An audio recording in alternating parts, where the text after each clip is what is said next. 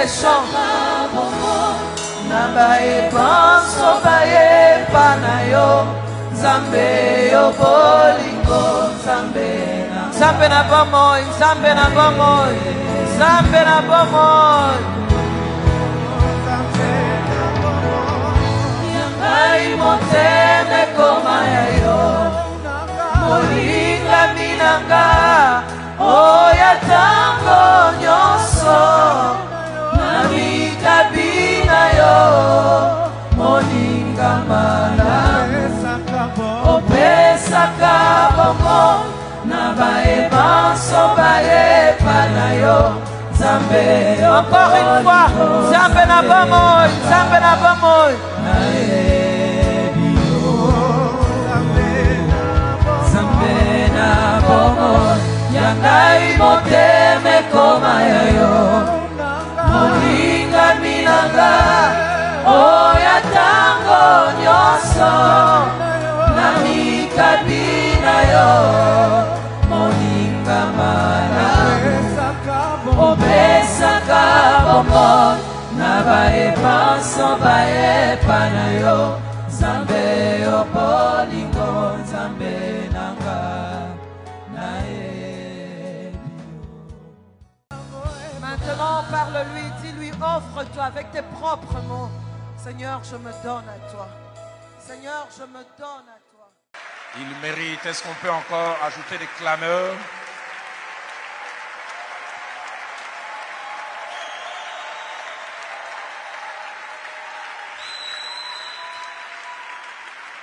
Seigneur, ces acclamations, ces clameurs, c'est pour apprécier ton œuvre dans notre vie, apprécier ce que tu es, ce que tu as fait, tu fais, et tu continues à faire jour après jour dans nos vies. Père, disséminé à travers le monde, certains en présentiel, d'autres avec le virtuel, nous sommes au rendez-vous en ces jours.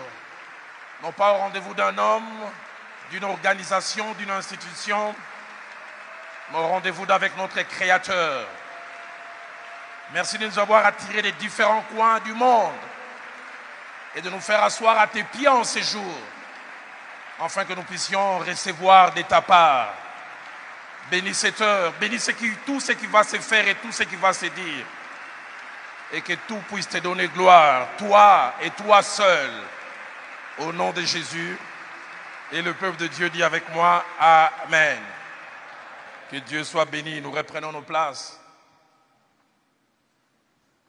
Bonjour à tout le monde. Et quand nous disons bonjour à vous qui êtes ici, qui nous suivez réellement en présentiel, et d'autres qui nous suivent virtuellement, je voudrais emprunter cette belle phrase que j'ai entendue de quelqu'un disant que le virtuel n'empêche pas le spirituel. Et nous croyons que Dieu, même au travers de ces moyens que la technologie actuelle, avec tout son développement, nous accorde, permet que nous soyons en contact avec vous qui êtes disséminés à travers le monde. Nous vous souhaitons la bienvenue, vous qui êtes ici, et vous qui nous suivez au travers de tous ces autres moyens que j'ai mentionnés tout à l'heure. Que Dieu soit béni. Amen. Nous rendons grâce à Dieu pour ces rendez-vous que nous avons trimestriellement, chaque 3 mois. Depuis quelque temps, nous nous retrouvons et nous bénissons celui qui nous a gardés depuis la dernière réunion jusqu'en ce jour. Mais nous voudrions aussi dire un grand merci au pasteur Atom Sumbouma, à Maman Nadège, ainsi que toute l'église du centre missionnaire Philadelphie Funa, la cité d'exaucement, pour toutes les facilités qu'il nous accorde. J'apprécie ce qu'il y a. Que Dieu bénisse pasteur Atoms pour non seulement les cadres, mais pour toutes les facilités qu'il nous accorde et qu'il met à notre disposition pour que nous puissions utiliser ces cadres. Et que Dieu soit béni. Amen.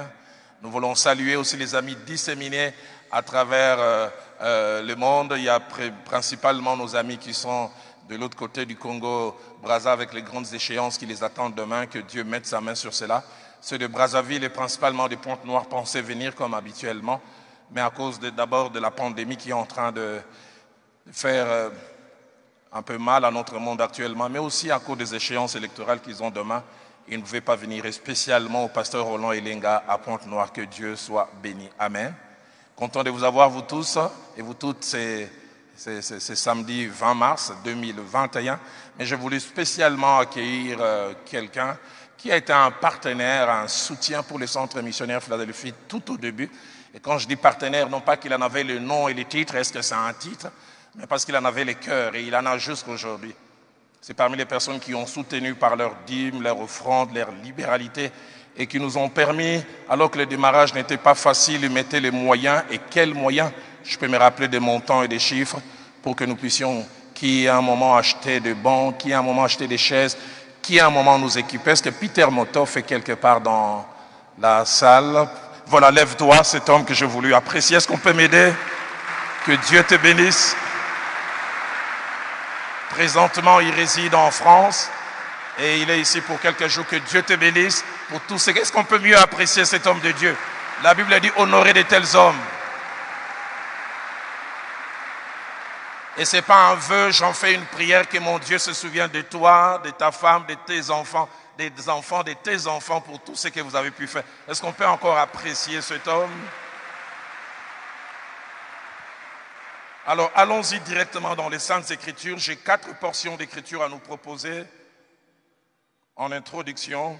Nous lisons d'abord Apocalypse au chapitre 4 et nous lisons le seul verset premier. Apocalypse chapitre 4, le seul verset premier. Ces passages nous donnent simplement un cadre, une base de tout ce que Dieu a placé dans mon cœur pour partager avec vous. Après cela, c'est l'apôtre Jean qui parle de ce qu'il a vu et expérimenté à Patmos.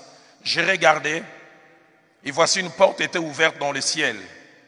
La première voix que j'avais entendue comme le son d'une trompette et qui me parlait dit « Monte ici et je te ferai voir ce qui doit arriver dans la suite. » Il arrive des temps où Dieu fait monter des gens à un certain niveau et leur fait voir des choses qui sont appelées à arriver dans la suite des temps. Et Dieu permet que le futur soit connu au présent par ces hommes. Et ces hommes parlent du futur comme s'il était au présent. Nous lisons aussi Genèse au chapitre 49, le verset 1er. Jacob appela ses fils et dit, assemblez-vous. Et écoutez ce qu'il dit, je vous annoncerai ce qui vous arrivera dans la suite des temps. Jacob, comment tu connais l'avenir?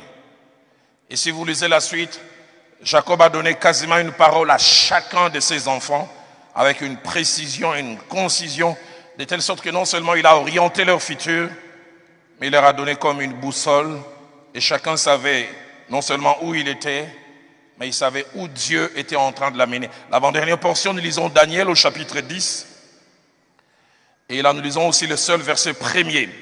Encore une question de vision et d'orientation parce que durant quasiment les 2 mois et demi passés, il a été question des visions, des révélations dans ma relation avec Dieu. La 3e année de Cyrus, roi des Perses, une parole fut révélée à Daniel qu'on nommait Belchassar.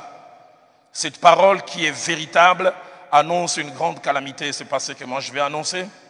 Mais surtout la fin qui m'intéresse, il fut attentif à cette parole et j'aime surtout la femme.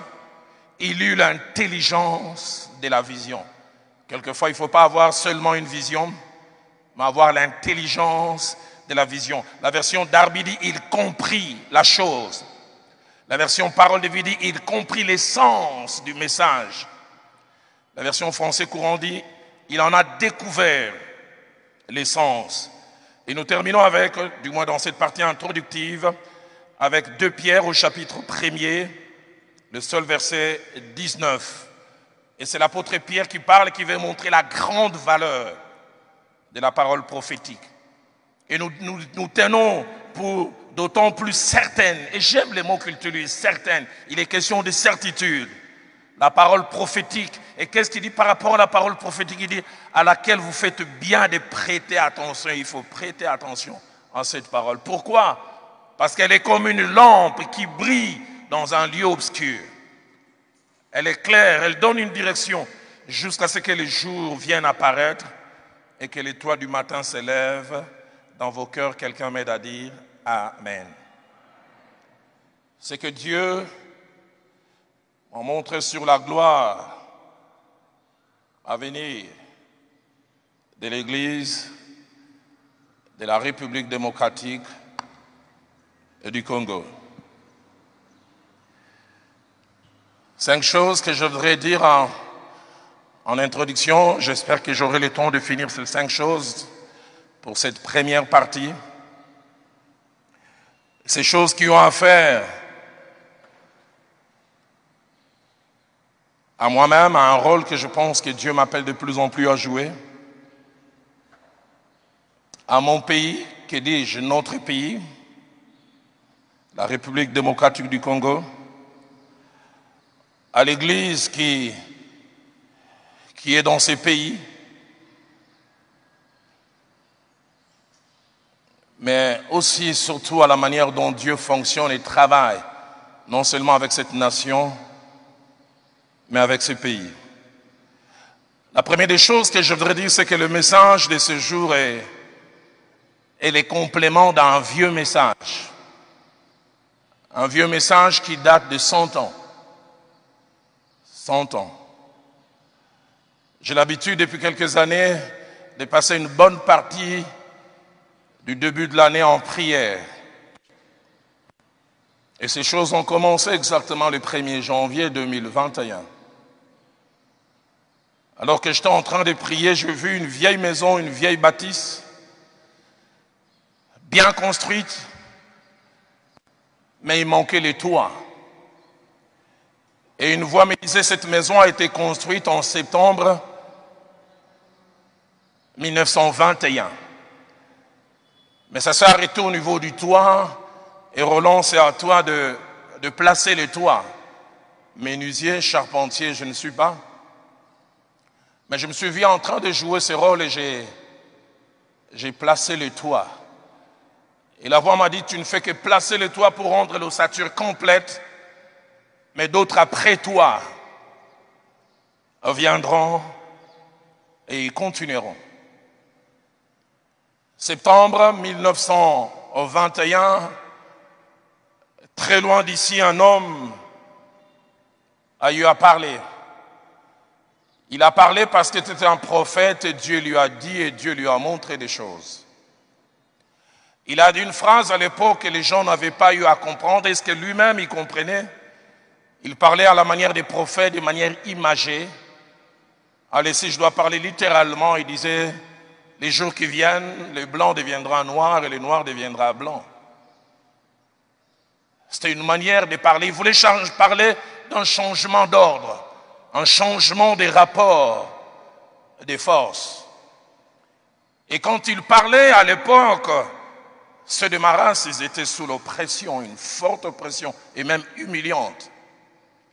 Personne ne pouvait s'imaginer qu'il puisse y avoir un rapport de force qui change. Mais 38 ans après, le 4 janvier 1959, des choses ont bougé. Et 1 année et demie après, nos parents ont chanté Indépendance Tcha-Tcha. Est-ce que cette parole s'est accomplie totalement? Non, elle a été enclenchée et elle a commencé. Et Dieu m'a dit, lui il a construit la maison, mais toi va placer les toits. Et c'est ce que j'ai fait et j'essaye de faire en ces jours. Et en plaçant le toit, je voudrais partager 2 visions que j'ai eues en début d'année. Je vis un aigle, mais avec un bec coupé, mais aussi déplumé aussi. Il semble que c'est ce qui arrive le plus souvent quand un aigle veut changer d'âge, changer de période. Je vis un aigle au bec coupé, déplumé, mais j'entendais les gens qui riaient, qui se moquaient de lui. Et sur cet aigle, il a été écrit République démocratique du Congo. Et je vis à côté, il était écrit 1997, 97 si je dois parler à la manière des Belges. Mais puis j'ai vu la deuxième image, ce même aigle avec un bec bien en place, bien dur, bien formé. Mais j'ai vu aussi cet aigle plein de plumes. Et je vis à côté, il était écrit 2030. Et je l'ai vu prêt à décoller. 2030, prêt à décoller. Et puis je l'ai vu, il a commencé à décoller, il a volé comme sur 5 kilomètres. Et il était entouré de plusieurs autres aigles. Mais puis j'ai vu après les 5e kilomètres où il était écrit 2035, il a encore volé sur 15 autres kilomètres. Là, j'ai vu, il faisait partie des 15 aigles les plus élevés. Et Dieu m'a dit, c'est ce qu'il est en train de faire et c'est ce qu'il va faire avec notre pays. Mais ce qui m'a étonné, c'est que quand il est arrivé à un endroit où j'ai vu, il était écrit 2070 ou 70. À 2120, j'avais l'impression qu'il était parmi les 5 aigles les plus élevés.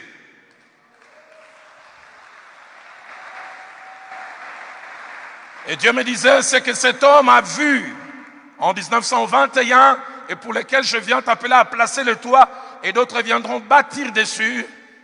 C'est ce qui est en train de se passer et c'est ce qui se met en route. La deuxième vision que j'ai eue, j'ai vu un homme dans les comas, mais étrange, portant les drapeaux de la République démocratique du Congo. Et ces comas, étrangement, étaient encore attachés en 1997. 1997. Et puis j'ai vu, 2019, j'ai vu cet homme s'élever.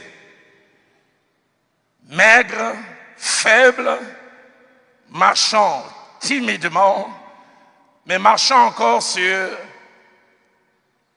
10 mètres. Mais j'ai vu arriver au 10e mètre, et là j'ai vu, c'était écrit 2010, j'ai vu il a commencé à courir. Et en courant, étrangement, il reprenait de la chair, il reprenait de la force. Et quand il a couru encore sur 10 pas, étrange, un humain, il a commencé à voler. Je suis content de faire partie de la République démocratique du Congo. Et j'ai envie de dire, comme nous les Quinois disent, RDC. Et cela me permet de toucher la deuxième chose. Je l'ai dit, je pense, il y a 6 mois en arrière. C'est que la République démocratique du Congo n'est pas un pays quelconque. Ce n'est pas un pays lambda. Ce n'est pas un pays parmi tant d'autres. Ce n'est pas un pays qui est venu accompagner d'autres pays. C'est un pays spécial, un pays particulier. Le 2 janvier 2021 à 17h05, alors que j'étais à genoux, il m'a dit, sais-tu que tu fais partie d'un pays spécial? Je lui ai dit, oui Seigneur, c'est vrai. Il a dit, spécial. Et il me dit, ne les regarde pas avec les yeux physiques, regarde-les avec les yeux de la foi. Il m'a dit, Roland, sache que tu fais partie d'un pays spécial. Mais j'aimerais te dire, quand j'ai dit spécial, j'ai dit exceptionnel. Aide-moi à dire à ton voisin exceptionnel. Et deuxièmement, il m'a dit, quand je te dis spécial, j'aimerais te dire un cas à part. Aide-moi à dire à ton voisin, notre pays est un cas à part. Et troisièmement, il m'a dit, quand je te dis spécial, j'aimerais te dire anormal, mais anormal positivement. Nous sommes un pays anormal. J'étais petit, je ne les comprenais pas. Quand cet homme à la toque de léopard disait, le Zaïre est un scandale. On m'a parlé dernièrement d'une montagne vers l'est du pays remplie d'or. Plein d'or. Scandale géologique. Le Congo, la République démocratique du Congo est spéciale par sa superficie, par la qualité de son peuple, parce que Dieu a mis dans son sol et dans son sous-sol. Mais la République démocratique du Congo est aussi spéciale de par son Église. La qualité d'hommes et de femmes, on peut acclamer que Dieu a déjà eu à sortir et va encore sortir, j'en parlerai encore tout à l'heure. Il m'a dit concernant notre pays, il m'a dit certaines choses. D'un côté, ça m'a fait mal, mais de l'autre côté, je me suis réjoui. Il m'a dit, Roland, le Congo vivra un temps où le Congo sera la fer de lance au niveau du monde. Le fer de lance au niveau du monde, j'allais dire. Mais il m'a dit, tu ne vivras que les balbutiements. Mais tes enfants, et surtout les enfants de tes enfants, verront ces choses. Il m'a fait un petit cours d'histoire. Il dit, Roland, va consulter les livres d'histoire. Sais-tu qu'il y a 400 ans, 500 ans, l'Espagne était l'une des plus grandes puissances au monde. On n'a pas une idée aujourd'hui. Quand on parle de la petite Espagne, on n'a aucune idée. Sais-tu que le Portugal, Português, il y a quelques 400, 500 années, c'était la grande puissance. À l'époque, il n'y avait ni l'Europe, et encore moins les États-Unis, et encore moins la Chine. Il m'a dit, ceux qui règnent aujourd'hui passeront comme les autres sont passés. Et j'aimerais nous dire, les années qui viennent, nous serons au sommet. Ce n'est qu'une question de temps. Là où la Chine est aujourd'hui, il y a 50 ans, personne ne l'attendait. Et là où Dieu nous amène, c'est grand, c'est glorieux. Il m'a dit une chose qui m'a à la fois encouragé, mais aussi poussé à mieux, à plus prier. Il m'a dit, certains, je n'aimerais pas les mentionner, ont fait, font, et feront encore tout pour retarder le décollage du Congo, mais ils ne peuvent arrêter cela. Ils ne peuvent arrêter cela. Il m'a montré cette vision et j'ai vu un arbre, c'était un baobab grand, très élevé, avec des très grands fruits. Mais ce qui m'étonne, c'est que ce baobab était courbé quasiment. Et puis après, ça se redresse, mais avec des grands fruits. Et je demandais pourquoi ces baobabs étaient courbés. Il a dit, quand il a voulu commencer à pousser, les gens ont mis des grosses pierres pour l'empêcher de grandir. Et ces baobabs, c'est la République démocratique du Congo. Mais il a dit, là où il y a la vie cherche par tous les moyens à contourner. Et Congolais de la République démocratique, j'aimerais nous dire, même courbés, nous pousserons. Et nous porterons ces grands fruits. Janvier 2021 a été un mois particulier. Le 3, il m'a amené à relire cette parole d'un prophète, que dis-je, un prophète politique, qui avant sa mort a écrit à sa femme et à ses enfants une merveilleuse lettre en 61. Lettre est devenue célèbre et si vous avez la possibilité de la lire, je vous encourage. Il a dit dans cette lettre, je le cite, « Je sais et je sens au fond de moi que tôt ou tard, mon peuple se débarrassera de tous ses ennemis intérieurs et extérieurs. Prophète, avec toi aussi, je sais et je sens au fond de moi la même chose. » Et ce prophète a ajouté, pour reprendre sa dignité sous un soleil pur. Il a écrit à ses enfants, et moi si je peux parler aux miens et à mes petits-enfants qui commencent à venir, je prie qu'ils augmentent en nombre le plus vite. À mes enfants que je laisse, et moi je n'ai pas encore laissé, et que peut-être je ne reverrai plus, je veux qu'on dise que l'avenir du Congo est beau. Et j'aimerais vous dire, l'avenir du Congo est beau. L'avenir du Congo est beau. Aide-moi à dire à ton voisin, l'avenir du Congo est beau. Et cet homme a ajouté, l'histoire dira un jour son mot, mais j'aime ce qu'il ajoute. Mais il dit, ça ne sera pas l'histoire qu'on enseignera à Bruxelles, à Washington, à Paris ou aux Nations Unies. Il dit, l'Afrique écrira sa propre histoire. Elle sera au nord et au sud du Sahara, une histoire de gloire et de dignité. Est-ce que quelqu'un peut m'aider à acclamer?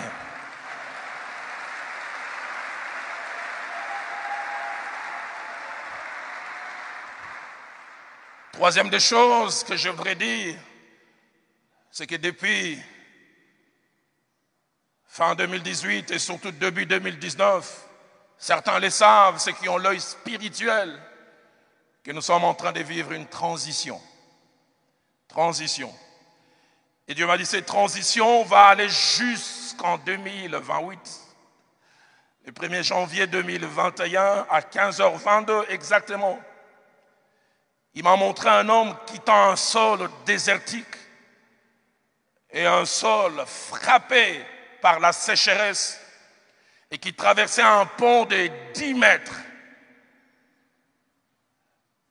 Et cet homme était lassé, fatigué.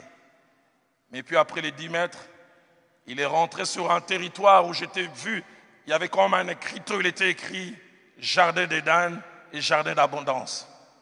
Et il m'a dit, Roland, les années qui ont commencé depuis fin 2018-2019, c'est une transition qui va aller sur une dizaine d'années et puis nous commencerons à entrer dans ces jardins d'Éden, ces jardins d'abondance. Il m'a montré aussi, toujours ces jours-là, une vieille voiture, une carcasse, j'allais dire, qui était touchée, amochée, mais qu'on était en train de vouloir changer. Mais le plus étonnant, on a laissé la partie extérieure pas belle à voir. Il y a eu premièrement changement d'un nouveau moteur. On a pris un nouveau moteur que l'on a placé. Et deuxièmement, on a changé les amortisseurs. Et troisièmement, on a changé de pneus. Et Dieu m'a dit, cette transition qui a commencé va d'abord changer l'intérieur. L'extérieur, on s'en occupera après. Il m'a dit, cette transition touche 3 aspects de la nation. Moteur, changement de l'intérieur. Changement des amortisseurs, c'est changement de tout ce qui supporte. Et parmi les amortisseurs, il m'a parlé de l'église. Changement de pneus, il m'a parlé des hommes, ceux qui conduisent. Et par rapport à cette transition que Dieu m'a montrée, il m'a dit de dire un certain nombre de choses que je vais essayer de transmettre fidèlement. La première, il m'a dit, c'est lui qui l'a pensé, planifié, et c'est lui qui est en train de l'imposer. Il m'a dit, l'homme ou les hommes ne sont que des instruments entre ses mains, mais c'est lui et lui seul l'acteur principal. Qu'il y ait des choses qui sont en train de se passer maintenant qui portent la signature de Dieu. Chacun en observant, il dit, est-ce que de telles choses auraient pu se passer en si peu de temps? J'aimerais dire, il y a un Dieu, et j'ai tendance des fois à dire, un Dieu qui s'occupe du Congo. Dans Jérémie 33 au verset 2, il dit, ainsi parle l'Éternel qui fait ces choses. 1, 2, qui les conçoit, et 3, qui les exécute. Il fait, il conçoit, il les exécute. Congo, j'ai une bonne nouvelle. Dans le bureau d'études de Dieu, il y a un dossier Congo. Et quand il décide d'accomplir, rien ni personne ne peut l'arrêter. Les hommes mal intentionnés peuvent au minimum retarder, mais ils ne peuvent pas arrêter. C'est pourquoi j'ai tendance à vouloir crier, nous allons quelque part. Deuxième des choses, cette transition a comme symbole, et Dieu me l'a montré, les nettoyages. Je vis un homme tenant un balai, et non seulement qu'il nettoyait la maison, mais il prenait même les meubles et les nettoyait. Et Dieu me dit, un nettoyage a commencé. Il y a des personnes que Dieu est en train de dire, c'est fini, c'est fini, c'est fini, c'est fini, c'est fini. Aide-moi à dire nettoyage. Troisième des choses que Dieu m'a dit, il m'a dit, cette transition s'est faite, et se fera dans la douleur, et surtout l'incompréhension. Vous que Dieu utilisez, ne vous attendez pas à être acclamé par tout le monde. Ne vous attendez pas à être applaudi par tout le monde. La quatrième des choses qu'il m'a dit, il m'a dit cette transition, personne ne pourra l'arrêter. Vous qui à l'intérieur ou à l'extérieur sont en train de fomenter, j'aimerais vous dire ça va vous écraser. Parce qu'il m'a dit j'agirai, qui s'y opposera? Personne ne peut l'arrêter. Si vous mettez des moyens, ça sera des moyens pour l'échec. Si vous vous associez avec je ne sais quelle quantité et quelle qualité de personnes, j'aimerais dire qui peut combattre Dieu. J'aimerais prendre ces paroles de Gamaliel qui a dit ne courez pas le risque d'avoir combattu Dieu. Et j'aimerais dire à quelqu'un ne cours pas le risque d'avoir combattu le Dieu de la République démocratique du Congo. Quand il s'est levé, rien ni personne ne peut l'arrêter.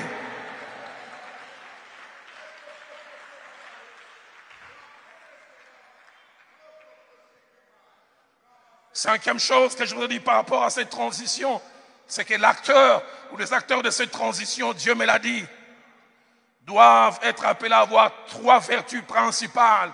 La première, c'est la foi. La foi est une ferme assurance des choses qu'on espère, une démonstration de celles qu'on ne voit pas. Homme, ayez la foi. La foi fait agir. La foi vous fait voir ce que les autres ne voient pas. Donnez-nous des acteurs qui ont la foi. Cette foi qui vous a fait agir jusqu'à présent, qu'elle grandisse et qu'elle grandisse encore. La deuxième des choses qu'il m'a dit que vous devez avoir comme vertu, c'est le courage. Le courage, parce qu'il y aura beaucoup d'incompréhension. Et j'aime ce que mon pasteur, le frère Jacques-André Vernou, disait. Il disait, le courage, ce n'est pas l'absence de tremblement. Le courage, c'est avancer en tremblant. Je tremble, mais j'avance. Je tremble, mais j'ose. J'aimerais dire, avancez! La troisième vertu que Dieu m'a dit que vous devrez avoir, c'est la force de caractère. La force des caractères. La force des caractères, parce que Dieu m'a dit, vous serez appelés à vous opposer aux multitudes. Mais mon pasteur, le frère Jacques-André Vernou, disait, un homme avec Dieu, c'est la majorité. On raconte l'histoire de ce père de la réforme, Martin Luther, qui a condamné l'institution religieuse de son époque moribonde, déviante. On est venu le chercher là où il était, on lui a dit, Martin Luther, tu dois arrêter. Parce que tout le monde est contre toi. Martin Luther a demandé, il dit, qu'est-ce que vous dites? Tout le monde est contre toi. La biographie dit, il a levé la tête, il dit, allez dire à tout le monde, je suis contre eux. Donnons-nous des gens qui ont la force, les caractères. Et c'est ce que ces acteurs de cette transition ont besoin comme qualité. Je prie que ces qualités grandissent. Sixième chose, c'est lui ou ceux qui sont les acteurs de cette transition ont 2 visages par rapport à l'activité. Le premier visage, c'est qu'ils sont un peu acteurs. Mais Dieu m'a montré, derrière eux, chacun, il était écrit 40%. Dieu m'a dit, ils ne feront que les 40% du travail. Parce que je ne peux pas faire sans eux. Mais deuxième des choses, ces acteurs, ils subissent le plus de choses. Et Dieu m'a dit, les choses qui se passent, 60% ils subissent. 40% ils font. Mais 60%, ils voient eux-mêmes Dieu les conduire malgré eux. Parce que Dieu a décidé de prendre contrôle des choses.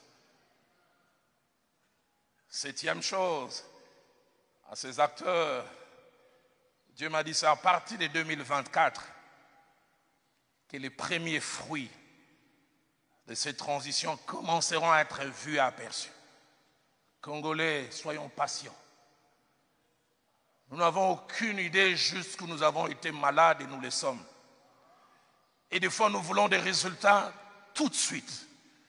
Dieu me l'a montré, celui qui était dans les comas n'était plus dans les comas. Il s'était réveillé, mais il était encore faible. Je suis content, on n'est plus couché. On n'a pas encore retrouvé la pleine santé, mais ce qui est merveilleux, on n'est plus couché. J'aimerais dire, nous nous sommes levés, nous marchons timidement, bientôt nous allons courir. Et je le crois, je verrai la génération qui va courir. Peut-être que je ne verrai pas la génération qui va voler, mais je vais voir celle qui va courir. À partir de 2024, nous commencerons à voir les premiers fruits. Mais c'est à partir de 2025 que les gens commenceront à comprendre. Ah, c'est pourquoi acteurs, actifs, travaillez. Dans quelques années, les gens diront ah. Mais avant les ah, travaillez. Travaillez. Si quelqu'un est d'accord avec moi, qui m'aide à dire Amen. Huitième chose attachée à ces acteurs, et l'avant-dernier, aux acteurs de cette transition, j'aimerais vous dire un certain nombre de choses. Il y en a 5, et là on retrouve Dalo, les 5 des 5. Première des choses que je veux dire à ces acteurs, c'est que beaucoup de vos contemporains ne vous comprennent pas et ne vous comprendront pas. Même vos proches. Deuxièmement, la première partie qui va jusqu'à 2024 sera accompagnée de beaucoup de doutes vous concernant. Mais vous n'avez pas besoin que tout le monde adhère. J'aime quand Christ veut laver les pieds de ses disciples, il a pris les risques. Il dit, ce que je fais maintenant, vous ne les comprenez pas. Mais vous les comprendrez bientôt. Troisième des choses que je voudrais dire à ces acteurs, c'est à partir de 2025 que l'on commencera à vous comprendre. Et Dieu ne sera que le début de la compréhension. Quatrième et avant-dernière chose que Dieu m'a dit de dire à ces acteurs, il dit, ça vous coûte pleinement ce que vous êtes en train de vivre, mais il dit, ça va rapporter à vos enfants. Dans quelques années, vos enfants auront des lauriers à cause de ce que vous aurez fait. Quand Lumumba prenait position, 58, 59, 60, 61, il ne savait pas qu'il travaillait pour Juliana, Roland et les autres qui portent un nom aujourd'hui. Des universités en URSS, des avenues au Ghana. Il arrive des fois, Dieu nous fait travailler au présent, mais pour un futur attaché à d'autres personnes. Travailler. Les générations futures reconnaîtront. Dernière des choses que je voudrais dire à ces acteurs, c'est que l'avenir dans lequel vous ne serez plus acteur actif et même vous serez absent, célébrera ce que vous êtes en train de faire. Et dixième chose à ceux qui font partie de cette transition, c'est que cette transition, Dieu m'a dit, n'est pas seulement politique ou sur le plan de la gestion de la cité Congo. Cette transition est aussi spirituelle. Elle touche l'Église. Et Dieu m'a donné ce passage d'Ecclésiaste, chapitre 1er, verset 4. Je me souviens, c'était le 4 janvier 2021. Dans un moment de prière que j'avais quasiment toute la journée, il m'a dit, une génération s'en va et une autre arrive. Et j'ai eu cette vision étrange, et c'est le pasteur Toms qui aime souvent me les rappeler, il dit, la plupart de tes visions sont attachées au sport. Il a dit, des fois, Dieu parle à quelqu'un par les activités auxquelles il est le plus attaché. J'ai vu cette vision, j'étais au stade Tata Raphaël, stade du 20 mains plus tard, et puis qui est redevenu Tata Raphaël. Et j'étais tout haut du côté du pourtour qui était à l'époque des Daring, Imana.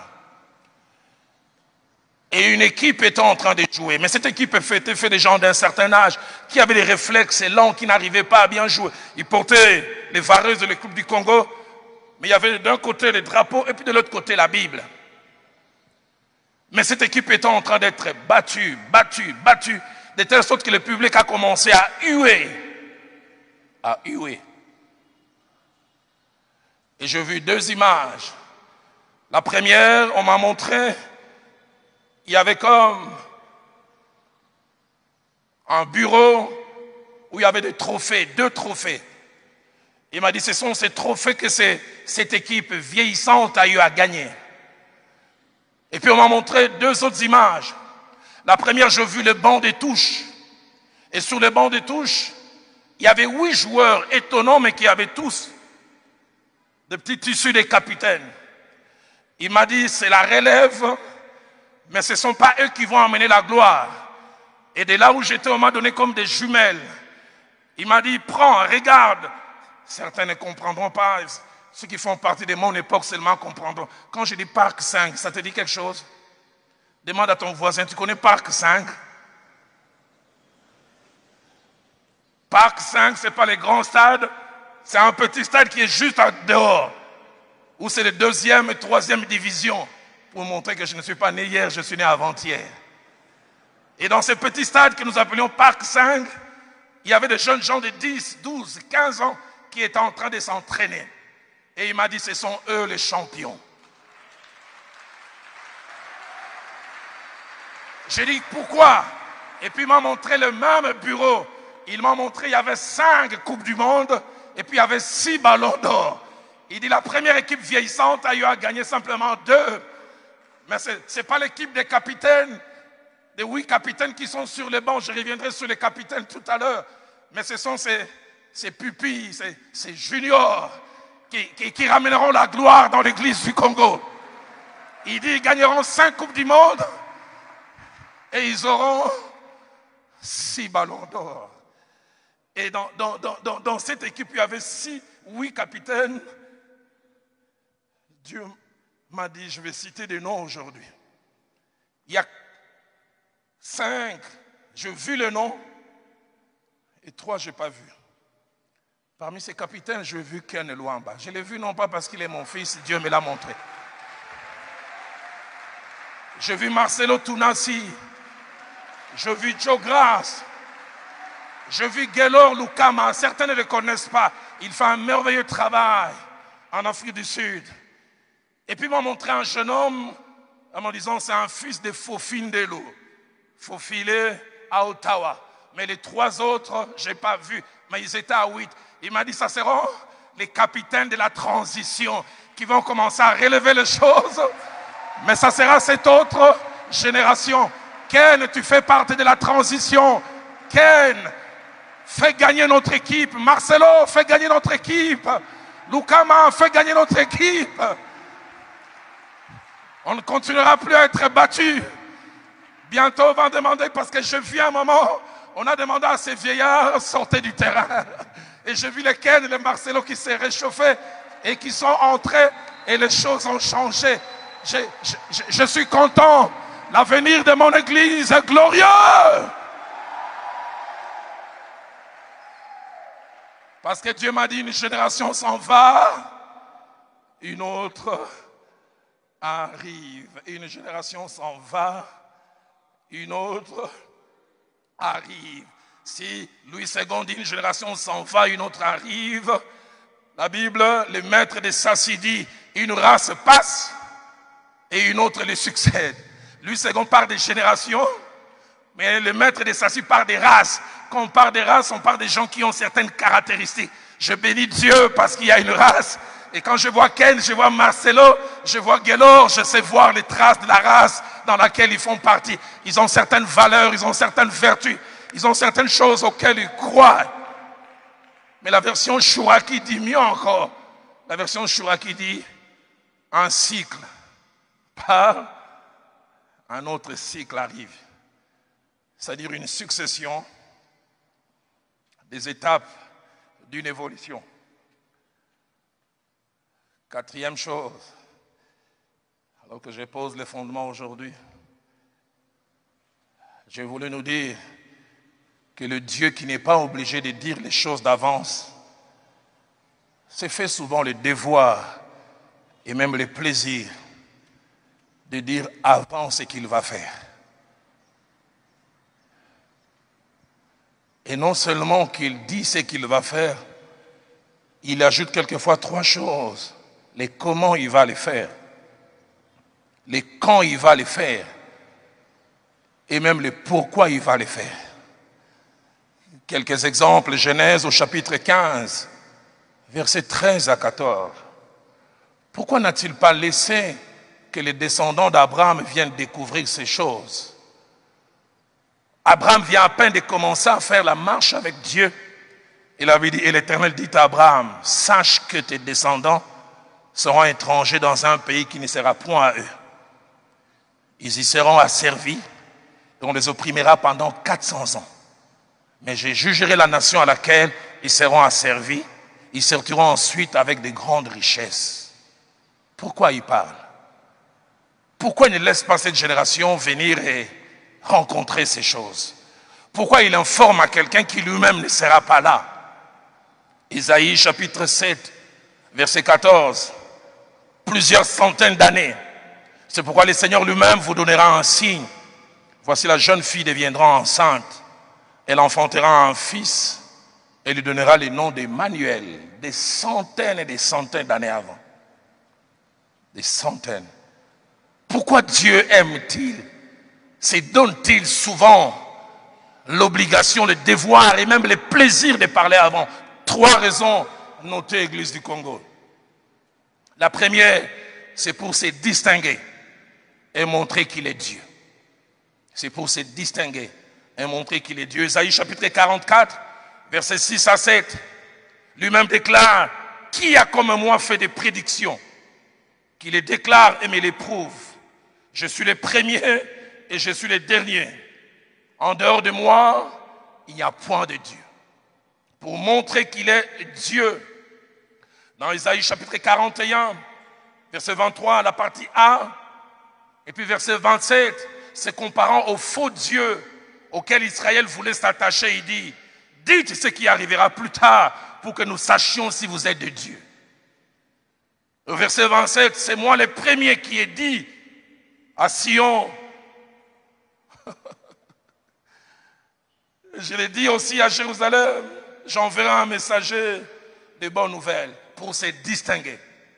La deuxième raison, c'est pour donner une direction et une orientation à son peuple. Dieu ne veut pas que nous naviguions à vue. Dieu ne veut pas que nous marchions n'importe comment. Il veut que nous puissions savoir où nous allons, de quoi sera fait demain. Proverbe 29 au verset 18 dit, quand il n'y a point de révélation, le peuple est sans frein. Français courant dit, lorsqu'il n'y a plus de vision d'avenir, le peuple vit dans les désordres. La version Les Semeurs dit, quand il n'y a point de révélation divine, le peuple se laisse aller. La version Le Maître des Sassi dit, quand il n'y aura plus de prophéties, le peuple se dispersera. La version Ancien Testament Zadok Khan dit, faut des révélations prophétiques.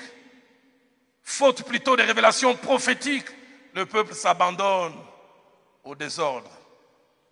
Osée chapitre 12, au verset 14, un passage que j'aime beaucoup, révèle l'importance non seulement de la prophétie, mais aussi des prophètes. La Bible dit, par un prophète, l'Éternel fit monter Israël d'Égypte. Quand Dieu veut te faire quitter un niveau bas vers un niveau plus élevé, il se sert d'un prophète. Mais il ajoute aussi, c'est par un prophète qu'Israël fut gardé. Pour qu'Israël ne dévie pas. J'aime le Dieu qui parle avant. Dans mon pays, il y a certains prophètes, mais qui prophétisent après l'événement. Le Dieu de la Bible parle avant que la chose n'arrive. J'aime dans Actes 27, versets 22 à 26. Ils ont quitté l'endroit où ils étaient. Ils sont en route vers Rome, dans cette embarcation qui est battue par les vents et les tempêtes. Et ce qui m'étonne, il n'y a pas seulement des non-croyants, un enfant de Dieu aussi, qui s'appelle Luc. Écoutez ce que Luc dit. Le soleil et les étoiles ne parurent pas pendant plusieurs jours, que nous perdîmes enfin toute espérance de nous sauver. Luc dit, j'ai perdu l'espérance. Ne généralisez pas. Parce que quand Luc a fini de parler ainsi, un homme s'est levé. Il dit, maintenant je vous exhorte à prendre courage, car il n'y aura aucune perte, si ce n'est celle du navire. Et il dit, nous devons échouer sur une île. Et puis il ajoute, car le Dieu, un ange du Dieu à qui j'appartiens, m'est apparu cette nuit. Si Luc était à côté, il dit, Abimela qui est wapi. Tofandina ye awa. Ange ayaki wapi. L'ange est venu quand? J'aimerais te dire, tu vas être assis avec quelqu'un qui est en contact avec le ciel et tu ne sens rien. Peut-être l'ange est en train d'apparaître à Jude Wilkerson. Mais le voisin ne connaît pas le Dieu de la Bible, le Dieu qui parle. Et je le sentais alors que je préparais ces enseignements. Cette réunion est une réunion prophétique. Pour nous donner une orientation, pour nous donner une direction. Troisième des choses pour laquelle Dieu parle avant, c'est pour créer en nous deux sentiments importants. Le premier sentiment, c'est la foi en l'avenir. La foi en l'avenir. Tu es dans une embarcation battue par les vents, battue par les tempêtes, mais cette parole te donne foi en l'avenir. On ne voit pas le soleil, on ne voit pas les étoiles, mais nous ne mourrons pas. Nous allons avancer. Congo, j'aimerais te dire, ton avenir est glorieux. On l'a retardé depuis 60, on l'a encore retardé, mais ils ne peuvent l'arrêter parce que le baobab va contourner la grosse pierre, le baobab va pousser et va faire sortir des fruits. Si vous êtes d'accord avec moi, demandez amen. La foi en l'avenir. Mais deuxième chose que la parole prophétique fait, Elle crée des attentes. Elle vous fait vivre dans l'attente. Donne-nous des gens qui vivent dans l'attente. Donne-nous des gens qui savent où nous allons. Habakkuk au chapitre 2, au verset 3, lorsque les prophètes parlent de la gestion de la prophétie, il fait ressortir 5 choses. La première, c'est que la prophétie nous fixe des rendez-vous dans le futur. C'est une prophétie dont le terme est fixé. Notre pays a un rendez-vous dans le futur. Il y a des gens qui ont des rendez-vous dans le futur ici. Mais deuxièmement, la prophétie n'est jamais statique. Elle est dynamique. Il dit cette prophétie, elle marche vers son terme. J'aimerais dire au Congo, ta prophétie marche. Elle n'est pas statique, elle marche. Elle vient vers toi. La troisième, elle s'impose et ne peut rater. Parce que Habakkuk dit, elle ne mentira pas. La version parole de vie dit, ce n'est pas un mensonge. Ce n'est pas comme il y a quelques années, je ne sais pas si vous avez suivi la blague. On nous a fait croire qu'il y aurait une... On dit un ou bien une éclipse? Bon, éclipse. Qu'il y aura éclipse. Et durant toute une journée, il fera noir. J'ai vu des gens passer à la télévision, nous pousser à acheter des lunettes, sinon vous allez devenir aveugles. Certains en ont acheté 6 parce que ça peut te prendre n'importe où, au travail, à la maison. Les jours J, pas d'éclipse. Et celui qui était le fer de lance de la publicité, il a l'essence de l'humour. Il vient le soir à sa télé, cet homme qui sort des fois à gauche, des fois à droite, des fois en haut. Il dit, je suis venu vous annoncer une bonne nouvelle. L'éclipse a été reportée. Par qui? Mais quand Dieu parle, ça ne mentira pas. Ce n'est pas un mensonge. Quatrième chose qui peut étonner par rapport à la prophétie. Elle peut donner l'impression de ne pas se passer au moment voulu et attendu. La première fois que j'ai lu ça, je dis à Habakkuk, tu communiques la foi, et puis tu sèmes les doutes, il dit si elle tarde. Habakkuk, elle peut tarder. Si elle tarde, elle peut donner l'impression de venir lentement. Elle peut donner l'impression de ne pas venir au moment où nous voulons. Mais cinquième chose attachée à la prophétie, c'est qu'il y a une position pour la voir arriver. Il dit, attends-la, car elle s'accomplira certainement.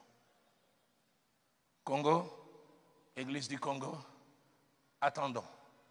Nous avons rendez-vous dans le futur. Dans Luc chapitre 2, versets 25 à 26, la Bible nous parle à la fois d'un homme appelé Simeon, mais aussi d'un groupe d'hommes. Les uns attendaient la consolation d'Israël, les autres attendaient la délivrance de Jérusalem. J'aime les termes qui est utilisé. Et voici, il y avait un homme appelé Simeon. Cet homme était juste et pieux. Il attendait la consolation d'Israël. Moi, dire à ton voisin, qu'est-ce que tu attends? Donne-nous des gens qui vivent avec une attente. Il attendait la consolation d'Israël. Pourquoi il attendait cela? Ma Bible à moi dit, parce qu'il avait été divinement averti. Qui ne mourrait point avant d'avoir vu les Christ du Seigneur. Je toucherai le 5e point et j'irai vers le creux de mon message tout à l'heure. Mais j'aimerais inviter dans cette salle, en dehors, tous ceux qui croient à l'avenir du Congo, de s'élever avec moi. Est-ce qu'on peut acclamer le Dieu du Congo? Le Dieu qui nous amène quelque part. Est-ce qu'on peut encore l'acclamer? Est-ce qu'on peut m'aider à mieux acclamer ce Dieu? Est-ce qu'on peut y associer des clameurs, des clameurs, des clameurs, des clameurs, des clameurs? Nous venons de quelque part, mais nous allons quelque part. La Bible dit, ne déplace pas les bornes placées par le Père. Est-ce que nous pouvons prier dans ce sens? Que Dieu reste notre source, que Dieu demeure notre source. Seigneur, je prie pour que chaque génération ici représentée n'oublie pas les dieux qui nous a montré ces choses. Seigneur, en montant, nous ne voulons pas oublier que ce n'est pas à cause de nous, mais c'est à cause de ton nom. Je veux être plus conscient de ces choses. Mais aussi sous l'onction de mon Père, je suis en train de déclarer ce matin, parce que le principe de la Bible, on ne peut mettre du vin nouveau que dans des outres neuves. Je prie, Seigneur, que la gloire qui est en train de venir nous trouve déjà purifiés de tout ce qui est faux. Au nom de Jésus, merci pour des fruits qui vont demeurer pour l'éternité. Est-ce qu'on peut acclamer le Dieu de la République démocratique du Congo?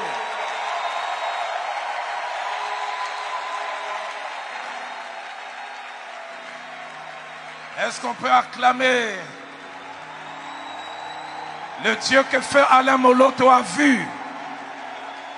Le soleil levant. Le Dieu pour qui Papa Alain a dit, c'est encore possible. Est-ce que quelqu'un peut m'aider encore à acclamer pour ce grand Dieu?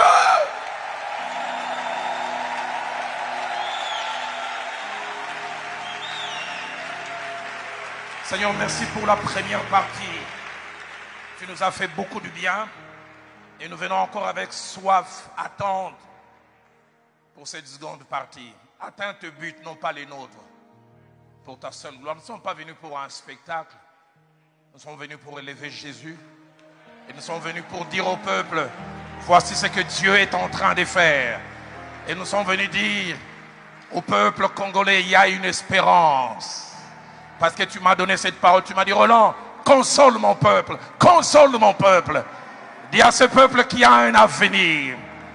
Tu l'as fait lors de la première partie, fais-le encore durant cette seconde. En ton nom, j'ai ainsi prié. Quelqu'un m'aide à dire Amen. Que Dieu soit béni. Rapidement, nous nous replongeons dans les Écritures. Nous lisons 3 portions. La première, c'est Néhémie au chapitre 2. Et nous lisons en 2 temps du 11e au 13e verset. Et puis nous lirons le verset 17. Néhémie chapitre 2, 11 à 13. Et puis verset 17. J'arrivai à Jérusalem et j'y passai 3 jours. Après quoi je me levai pendant la nuit avec quelques hommes, sans avoir dit à personne ce que mon Dieu m'avait mis au cœur de faire pour Jérusalem. Il y avait avec moi d'autres bêtes de somme que ma propre monture. J'ai sorti de nuit par la porte de la vallée et je me dirigeais contre la source du dragon vers la porte du fumier et souligné, considéra les murailles en ruine de Jérusalem et souligné encore, réfléchissant à ces portes consumées par le feu. Verset 17. Je leur dis alors, vous voyez les malheureux états où nous sommes? Et là j'aimerais dire à l'église du Congo, voyez-vous les malheureux états dans lesquels nous sommes? Jérusalem est détruite, l'église du Congo est détruite. Ces portes, symboles de sa protection, sont consumées par le feu. Je ne m'arrête pas comme un médecin à faire un diagnostic et un constat. Je viens de la part de Dieu aussi à appeler à l'action en disant, venez, rebâtissons la muraille de Jérusalem et nous ne serons plus dans l'opprobre. Et j'aime cette sincérité, nous ne serons plus, c'est-à-dire nous y sommes encore, nous ne serons plus. Esdras au chapitre 3, verset 10 au verset 13e. Quelque chose que la génération de Ken va vivre, que la génération surtout à laquelle ils vont servir, des coachs, des mentors, des guides, va profiter. Lorsque les ouvriers posèrent le fondement du temple de l'Éternel, on fit assister les sacrificateurs en costume avec les trompettes et les lévites, fils d'Azaph avec des cymbales, afin qu'ils célébrassent l'Éternel d'après les ordonnances de David, roi d'Israël. Ils chantaient, célébrant, loue à l'Éternel par ses paroles, car il est bon, car sa miséricorde pour Israël, et j'aimerais dire pour l'église du Congo, durera toujours. Et tout le peuple poussait des grands cris de joie en célébrant l'Éternel, parce qu'on posait le fondement de la maison de l'Éternel. Mais plusieurs des sacrificateurs et des lévites et des chefs de famille âgés qui avaient vu la première maison pleuraient à grand bruit pendant qu'on posait sur leurs yeux les fondements de cette maison. Beaucoup d'autres faisaient éclater leur joie par des cris, en sorte qu'on ne pouvait distinguer les bruits des cris de joie d'avec les bruits des pleurs parmi le peuple, car le peuple poussait des grands cris dont les sons s'entendaient au loin. Et nous terminons avec Juges, chapitre 13, et nous lisons le verset 6, le verset 7, le verset 8 et puis le verset 9. La femme alla dire à son mari: un homme de Dieu est venu vers moi, il avait l'aspect d'un ange de Dieu, un aspect redoutable. Je ne lui ai pas demandé d'où il était. Il ne m'a pas fait connaître son nom. Mais il m'a dit: tu vas devenir enceinte, tu enfanteras un fils. Et maintenant, ne bois ni vin, ni liqueur forte, ne mange rien d'impur, parce que cet enfant sera consacré à Dieu dès le ventre de sa mère jusqu'au jour de sa mort. Manoach fit cette prière à l'Éternel: ah Seigneur, que l'homme que tu as envoyé vienne encore vers nous. Je voudrais les relire. Que l'homme que tu as envoyé vienne encore vers nous et qu'il nous enseigne ce que nous devons faire pour l'enfant qui naîtra. Et qu'est-ce que j'aime, le verset 9 et surtout la première partie. Dieu exauça la prière de Manoach et l'ange de Dieu vint encore vers la femme. C'est que Dieu m'a montré sur la gloire à venir de l'Église de la République démocratique du Congo. J'étais tout à l'heure et je ne pensais pas à cette présentation. Ceux qui me connaissent, ce n'est pas dans mes habitudes. J'ai un côté évangélique civilisé. Je suis enfant de Jacques-André Vernou. Mais l'esprit m'a dit: porte ça. Nabundi na ngona binkolo bakolo babi lata. Na binkolo kenazawa na lata. Et j'ai pensé surtout moi sinangai Viviane abi lata. J'ai dit: pourquoi? Il dit: c'est comme ça je t'ai fait porter le fardeau de cette nation.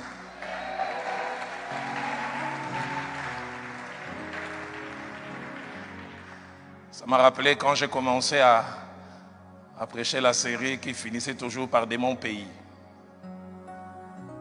Les 5 maladies qui rongent l'église de mon pays. Et ça a créé tollé.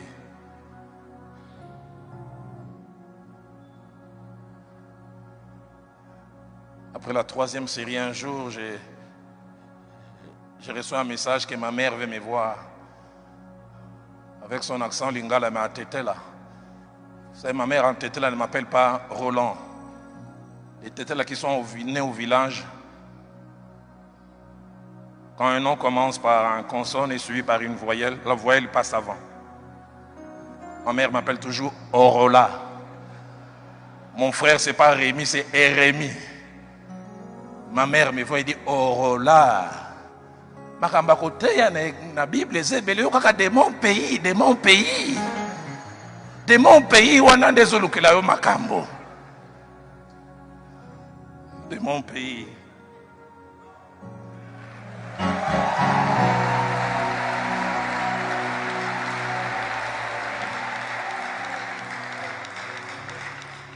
La 5e chose qui me sert de conclusion et qui va m'aider à aborder la seconde partie,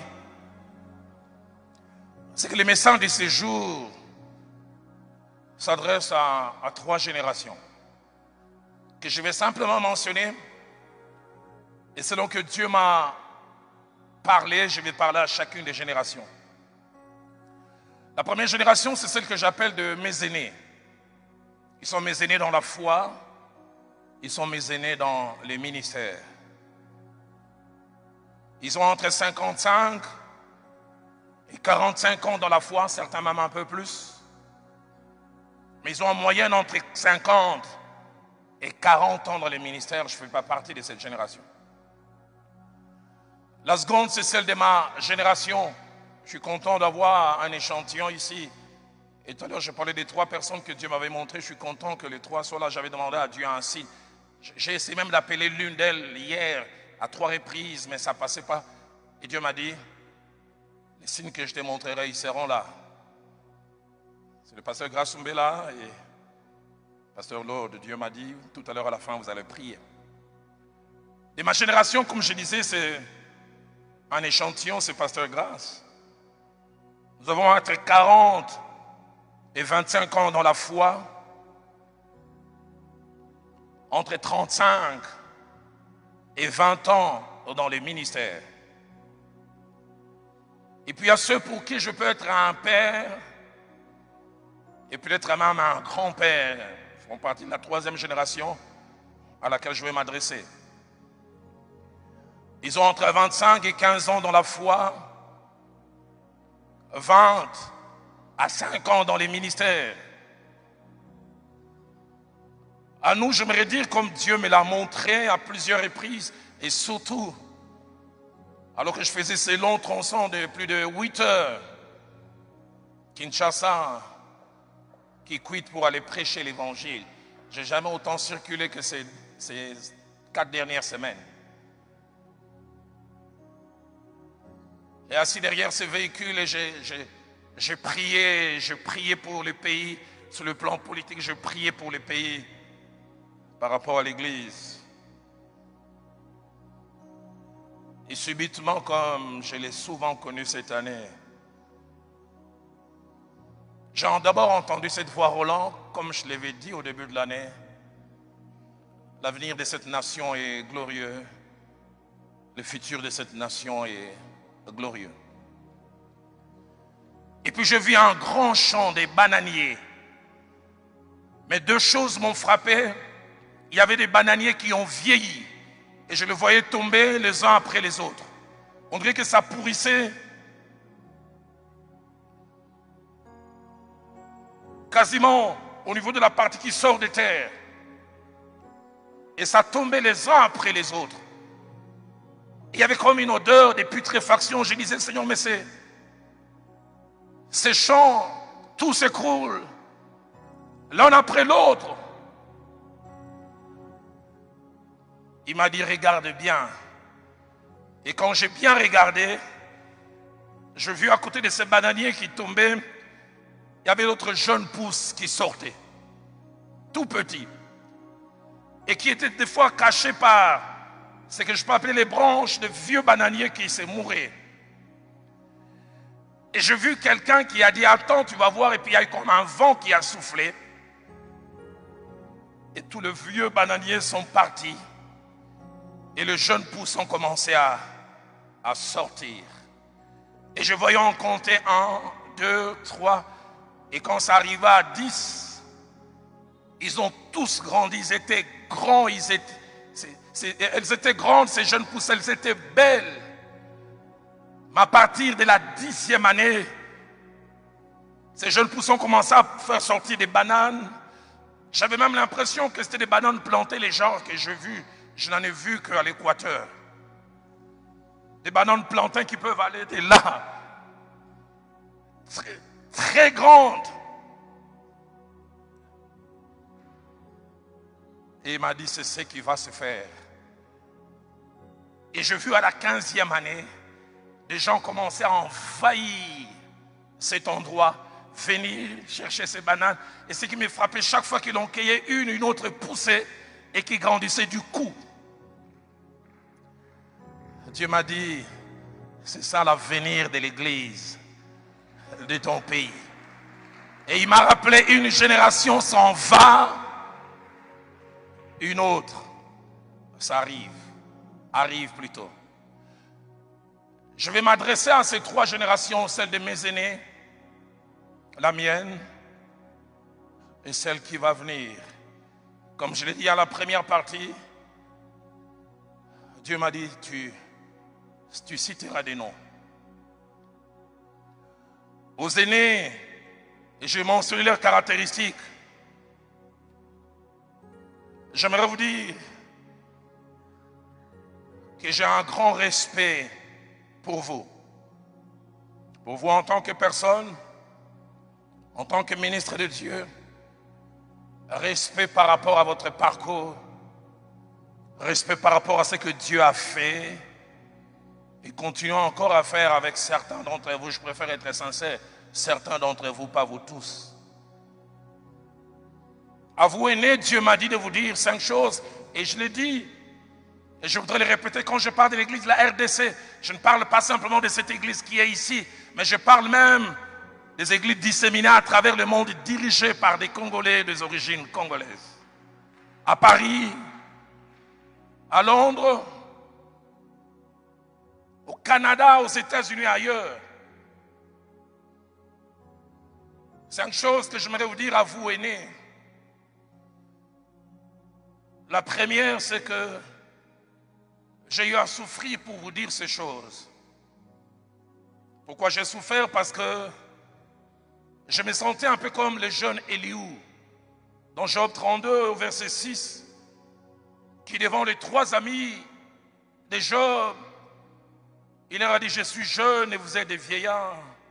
D'autres versions disent, vous êtes plus âgés que moi. C'est pourquoi je crains, et il ajoute même, j'ai redouté de vous faire connaître mon sentiment. L'original dit, c'est que je sais. Aux aînés, Dieu m'a fait savoir des choses au petit Dalo. Pourquoi moi? Et il m'a dit de vous les dire. Il y a quelque temps, je vous ai dit certaines choses que Dieu m'avait dites. Et certains d'entre vous ont tiré à boulet rouge sur moi. Pour qui il veut se prendre? Qu'est-ce qu'il veut dire? Quelqu'un m'a même prétendu que j'aurais dû inviter des gens dans un certain cadre pour leur dire, aînés, soyons sincères, je vous aurais invité, vous serez venus. Deuxième chose que j'aimerais dire aux aînés, les choses que Dieu m'a dites, certaines sont graves, que j'avais les sentiments que le jeune Samuel avait dans Samuel 3, verset 15. Quand au lieu de la grandeur, au lieu de l'élévation, Dieu lui a parlé de la mort, qui allait visiter la maison du sacrificateur Élie, en touchant ses enfants. Et la Bible dit, Samuel craignit de raconter la vision à Élie, il a vu. Mais comment le dire? Si c'était la bénédiction, ça serait plus facile.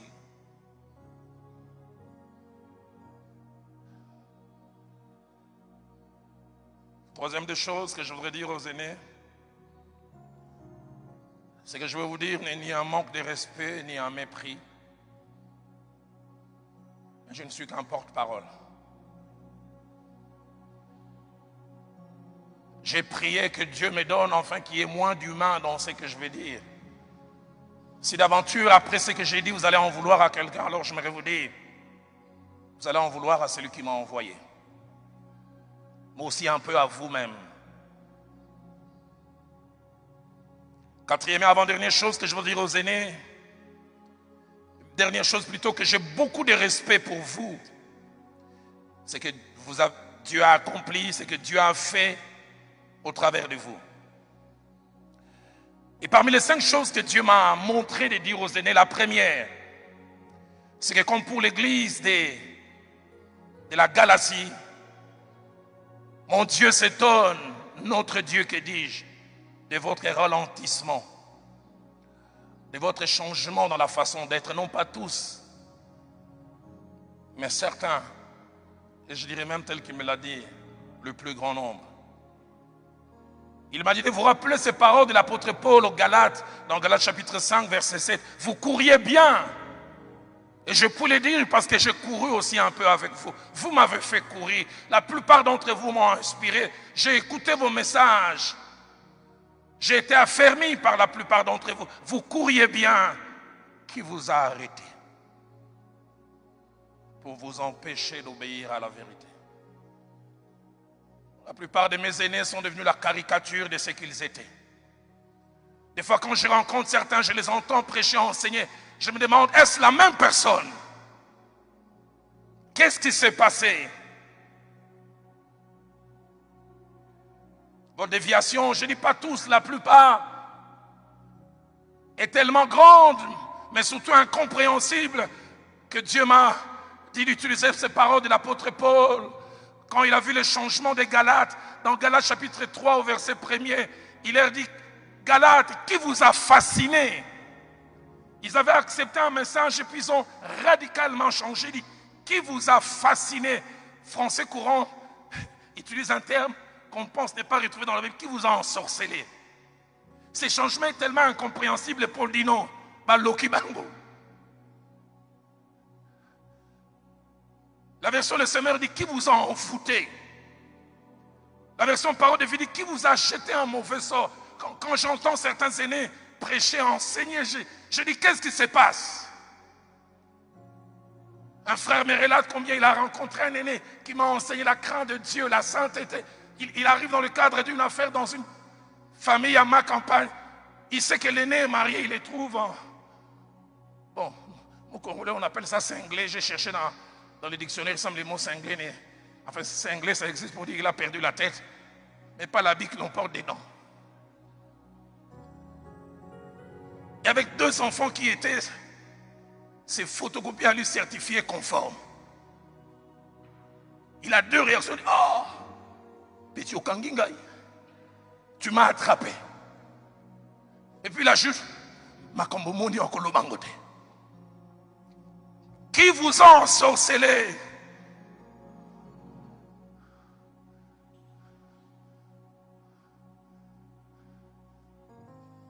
Pasteur Grasse me relate cette histoire.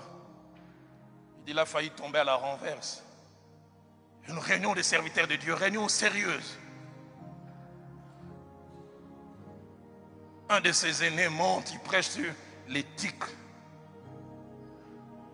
et la pureté dans les ministères.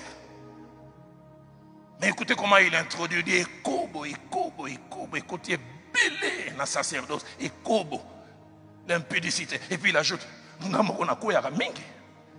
moi-même je tombe beaucoup. Et puis il ne s'arrête pas là. Il dit, je tombe, je sais pourquoi.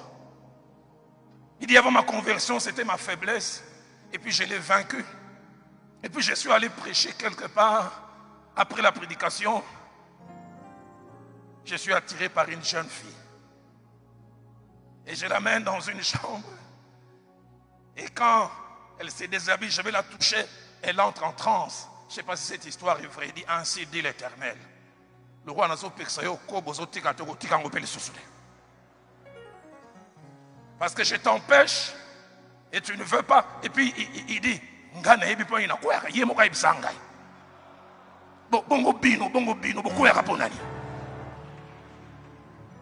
et puis à la fin il lance un appel. Lui veut prier pour eux. Qui vous a ensorcelé?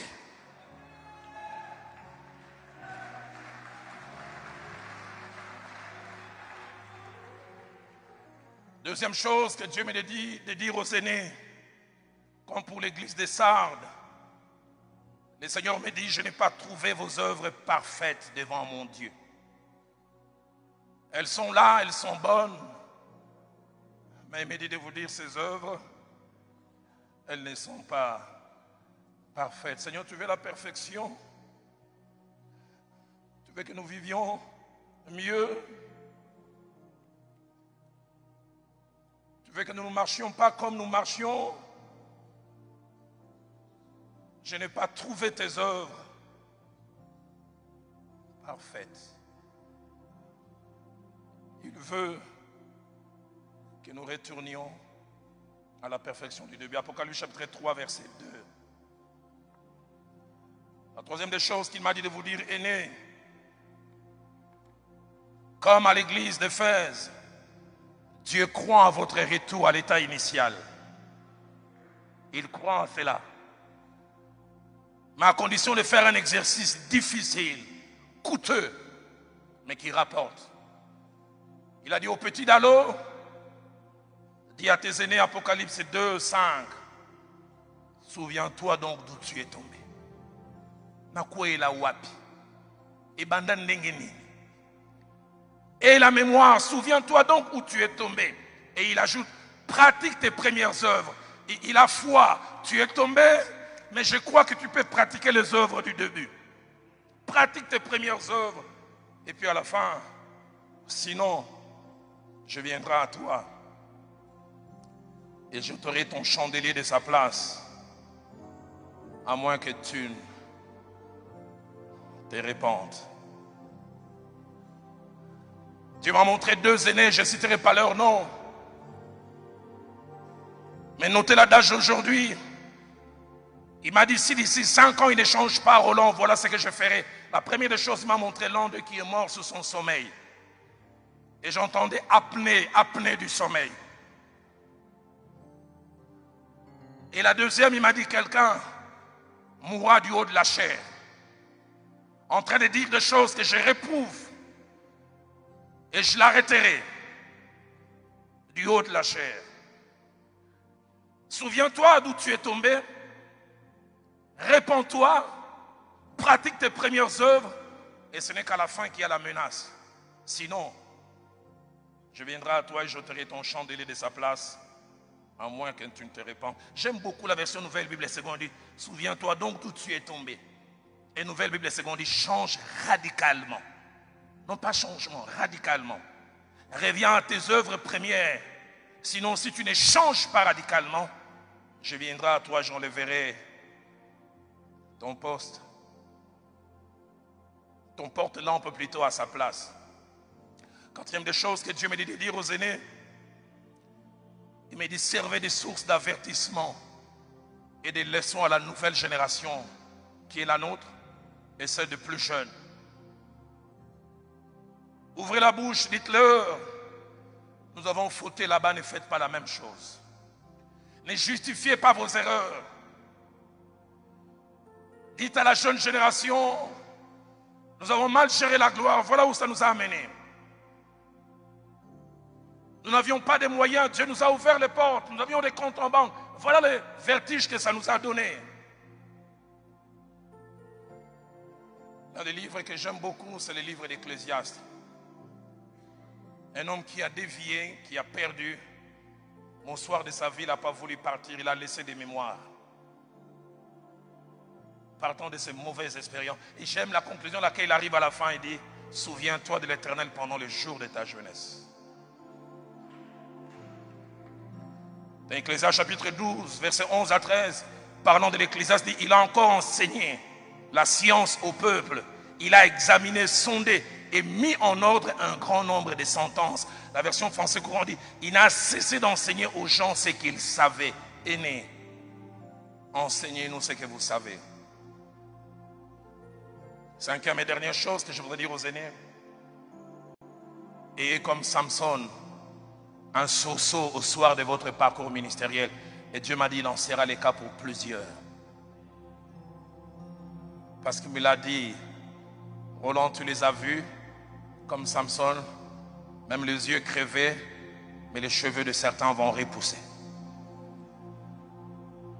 Il m'a dit, faites cette prière, celle de Samson, dans Juge 16, verset 28, et dont les conséquences se voient au verset 30. Alors Samson invoqua l'Éternel et dit, Seigneur Éternel, souviens-toi de moi. Seigneur, souviens-toi de ces aînés qui ont changé l'église dans mon pays. Souviens-toi du prix qu'ils ont eu à payer. Et il dit, je te prie, oh Dieu, donne-moi de la force. Et j'aime comment il dit, seulement cette fois, et que d'un coup je tire vengeance des Philistins pour mes deux yeux. Et j'aime le verset 30, la partie B, et je crois en cela pour les aînés qui m'ont précédé. Ceux qu'il fit périr à sa mort furent plus nombreux que ceux qu'il avait fait périr toute sa vie. Je crois aux œuvres avant que vous ne quittiez cette terre des hommes. À ceux de ma génération, et cette génération, nous avons 5 caractéristiques. La première, c'est que nous avons entre 40 et 20 ans, 25 ans plutôt dans la foi. La seconde, nous avons entre 35 et 20 ans dans les ministères. La troisième caractéristique de ceux de ma génération, certains d'entre nous ont vécu, vu, et ont été témoins des mouvements de réveil. Plusieurs d'entre vous ne connaissent pas le comité urbain chez Papa Othon, quand à Gombe, Kinshasa a été secoué. Plusieurs d'entre vous ne connaissent pas, mais grâce peut vous en parler, les Gebs, les Kayenga, qui a été la pépinière de pratiquement presque tous les ministères qu'on voit aujourd'hui à Lemba, les Jean-Baptiste, les Dominique, ou les hommes qui secouent l'évangile, même en dehors. Bishop Massassou, tous ils sont sortis de là. Témoins des groupes de prière qui ont commencé timidement et qui sont devenus des églises. Témoins de cette période quand il y avait convention du full gospel. Tout s'arrêtait à Kinshasa. Qui ne se souvient pas de Michael Kayembe?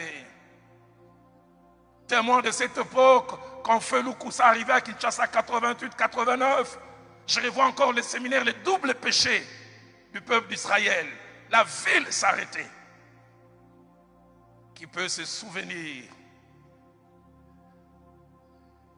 de toutes ces choses?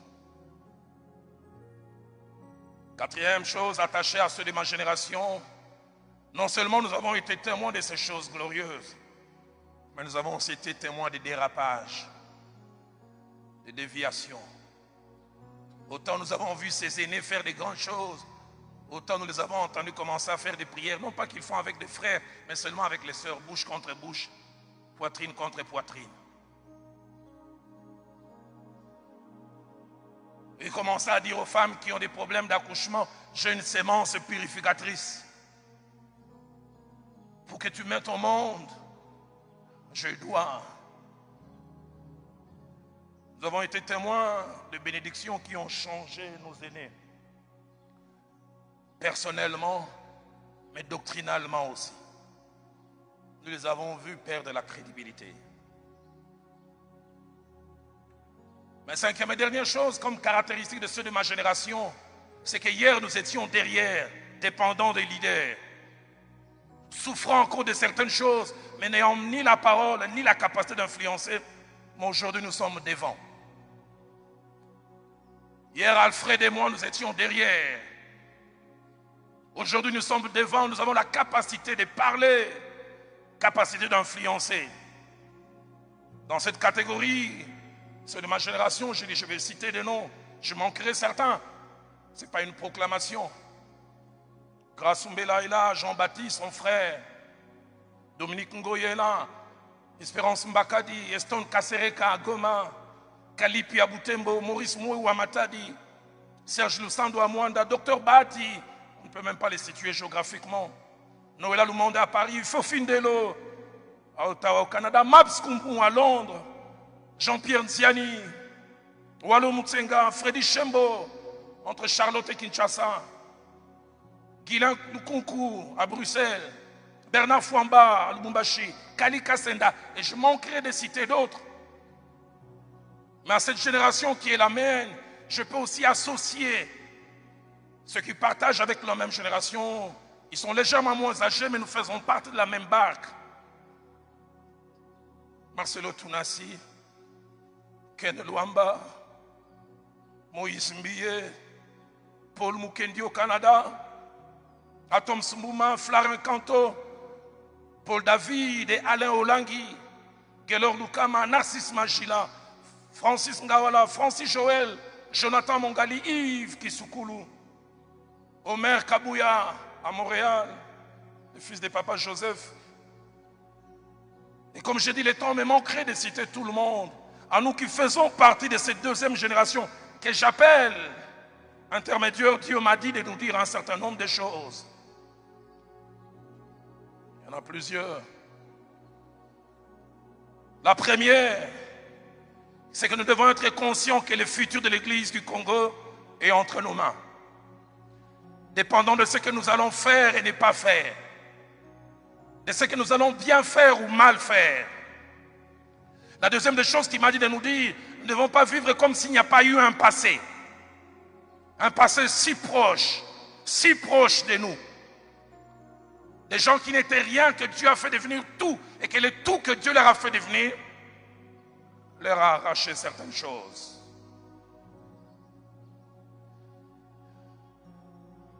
Alors que j'étais au Congo central, à Boma, dans ces petits hôtels, Dieu m'a montré, nous étions comme dans un stadium, mais j'avais l'impression que c'était à Limca, un stadium de basket. Et nous tous de ma génération, avec les deux catégories que j'ai mentionnées, on nous montrait un film, mais en noir et blanc.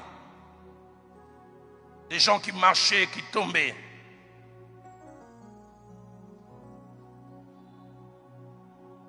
Et chacun de nous avait 2 calepins, 2 blocs-notes et 2 stylos, un stylo rouge et un stylo bleu. Dans l'un des calepins, il était écrit « Notez les bonnes choses qu'ils ont eu à faire ». Et avec le stylo bleu, et dans le calepin qu'il y avait à droite, qu'on devait utiliser le stylo rouge, notez leurs erreurs. Dieu m'a dit, notez leurs forces. Ils ont fait changer les choses À un moment difficile, ils ont fait changer les mentalités. Mais après, ils ont beaucoup déraillé. Dieu m'a dit, n'oubliez pas ça. Troisième des choses que Dieu m'a dit de dire à ceux de ma génération, nous sommes appelés à être des modèles et des références, non seulement des prédicateurs. Nous ne devons pas seulement dire aux gens, nous devons par notre vie être des exemples. Nous devons savoir que c'est vers nous que la jeune génération a les regards tournés. La jeune génération nous regarde. Quatrième des choses que je voudrais dire à ceux de ma génération, c'est qu'au-delà d'avoir les yeux fixés vers nous, c'est vers nous que les jeunes tendent leurs oreilles. C'est nous qu'ils écoutent aujourd'hui. Et à ceux de ma génération, je voudrais dire, qu'est-ce que nous leur disons? Qu'est-ce que nous leur disons? Dieu m'a dit à ceux de ma génération, comme dans 1 Samuel 3, versets 5 à 8, chaque fois que l'Éternel appelait le jeune Samuel, il entendait apparemment la voix du sacrificateur Élie. Dieu m'a dit à ceux de ma génération, ceux d'aujourd'hui, ils m'entendent au travers de votre voix. Et soyez conséquents, soyez sérieux. Cinquième chose que Dieu m'a dit de dire à ceux de ma génération, nous devons être conscients de deux choses, des gains et des pertes de l'Église de la République démocratique du Congo en 40 ans. En 40 ans, il y a eu plus d'impact. Si nous remontons à 40 ans en arrière, c'était mou. C'était la religiosité. En 40 ans, il y a eu quelques bâtiments fiers. Quand je vois les merveilleux bâtiments de Dominique Ngoï, fier quand j'arrive ici. En 40 ans, on ne peut plus nous ignorer. Sur tous les plans, même sur le plan politique, on ne peut faire sans nous. Et quand je dis nous, je vais au-delà des ismes. SCC, Église du Ré, on ne peut faire sans nous. En 40 ans, il y a eu plus d'œuvres sociales, écoles, centres médicaux. En 40 ans, beaucoup de choses ont changé. Mais nous devons aussi être sincères en 40 ans, surtout vers la fin de ces dernières années. Nous avons commencé à perdre des choses. Depuis 10 ans, moins de respect. Il y a un respect qu'on nous accordait il y a 25 ans, il y a 30 ans. On commence à l'avoir de moins en moins. Tellement de scandales. En 40 ans, on commence à attacher à nous les matériels. On sait que quand un homme de Dieu s'élève,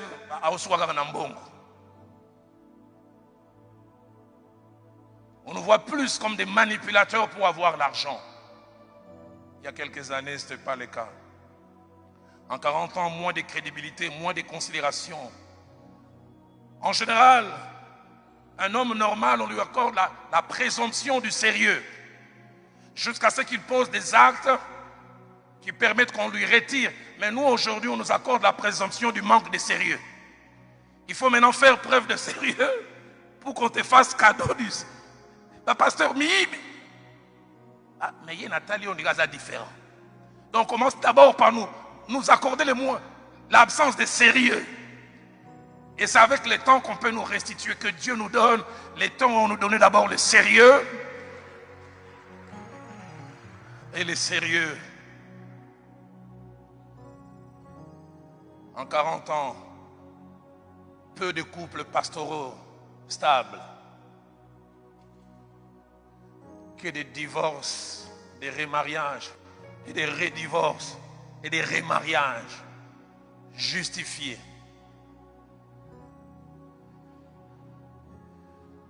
En 40 ans,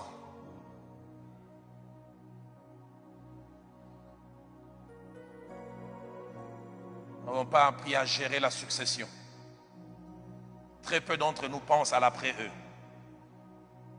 Mais sixième chose, je voudrais dire à ceux de ma génération, c'est que nous sommes la génération qui, comme Néhémie l'a dit dans Néhémie chapitre 2, 11 à 13 et 17, que nous avons lu, qui doit faire trois choses. La première, pas être complice avec le mal, reconnaître la déchéance. Néhémie a dit, voyez le malheureux état dans lequel nous sommes. Nous sommes, et je dis, moi y compris. Et ce que j'aime quand il est rentré à Jérusalem, la Bible dit, il est allé lui-même se rendre compte. Il a palpé, il a réfléchi. Mais la troisième, malgré la déchéance, Néhémie avait front à l'avenir. Il dit, lèvons-nous et bâtissons. À ceux de ma génération, spécialement cette équipe de 8, où j'avais vu Ken et les autres, les écussons des capitaines, levez-vous, faites quelque chose. Septième chose que je voudrais dire à ceux de ma génération, c'est que certains d'entre nous ne mourront pas. Nous vivrons ce qu'Esdras a vu dans Esdras 3, 10 à 13. Lorsque le temple avait commencé à être reconstruit. Et j'aime, il y avait des générations qui étaient présentes. Il y avait une génération qui avait vu la gloire d'autrefois et qui avait vu le bâtiment être détruit. Mais il y avait une génération qui ne l'avait pas vu. Grâce, nous ne mourrons pas. Dieu nous gardera et nous referons la gloire. Parce que la Bible dit, la génération qui avait vu la gloire, quand il a vu le temple commencer à être rebâti, ils se sont mis à pleurer en disant, oh, the glory is back, the glory is back, the glory is back. La gloire est de retour. Seigneur, donne-moi quelques années. Mais la génération qui n'avait vu pas la gloire, la Bible dit, elle s'est réjouissée. D'un côté, cri de joie, mais de l'autre côté, des larmes de bonheur. Dieu me l'a dit et me l'a répété, Roland. Plusieurs de ta génération verront le balbutiement du relèvement. Grâce que Dieu nous aide à voir cela.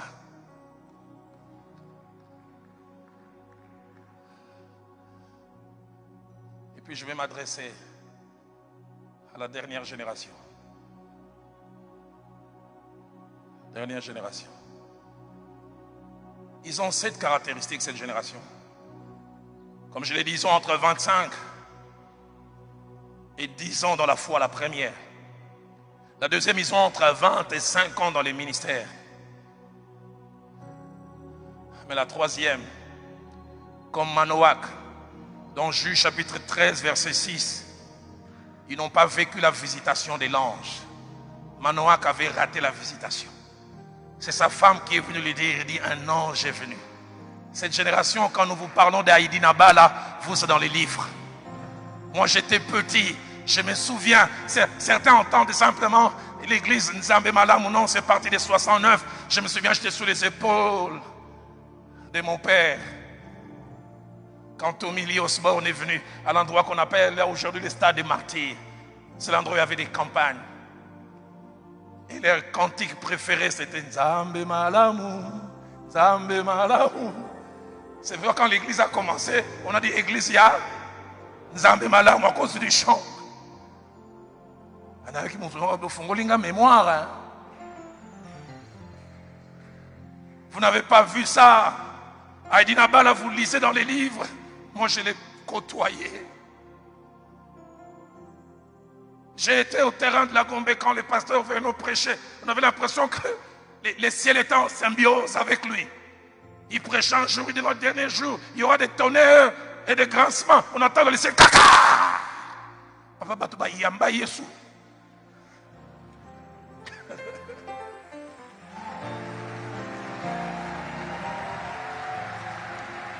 J'étais tout jeune, j'avais 10 ans. Quand Makanzu Mavumilusa, est-ce que tu connais Makanzu Mavumilusa? Demande à ton voisin, tu connais Makanzu Mavumilusa? Un des meilleurs prédicateurs que l'ECC ait produit. Si vous allez aujourd'hui en Côte d'Ivoire, Mali, on ne connaît pas Roland Dallot. Juste aujourd'hui, on connaît Makanzu Mavumilusa. 74, 73, 74, il y avait l'athéisme à l'université comme jamais. Il a fait une campagne d'évangélisation. Le thème était Dieu est mort. Venez, je vais vous l'éprouver. Ça, des promotions plein. Dieu est mort. J'ai retrouvé 2. Un est devenu aumônier qui s'est converti ces jours-là. Nzambe. Nzambe. Quand vers les années 78, 79, l'église pentecôtiste de ma campagne, qui secouait Kinshasa. 81, 82, 83, Maman Toumba à Bandar. Jeudi miracle. Jeudi miracle, Maman Toumba. Et vous de cette génération, vous êtes un peu comme Manoak. Une femme a reçu la visitation de l'ange. Elle vient vous parler. Vous entendez parler de ça.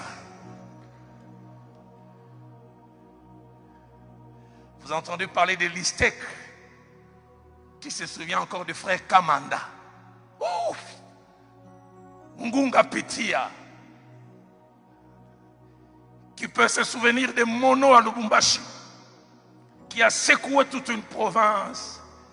Qui peut se souvenir de Gamaliel à Bukavu. Ami de Fernando Coutinho. Chaque fois avant qu'il enseigne, il jouait à la guitare. Et quand il jouait à la guitare, ce n'était pas glorieux, c'était glorieusime. Qui se souvient de Ram Mugisho. Léo, Roya Mongo, Nafunga Funjapa.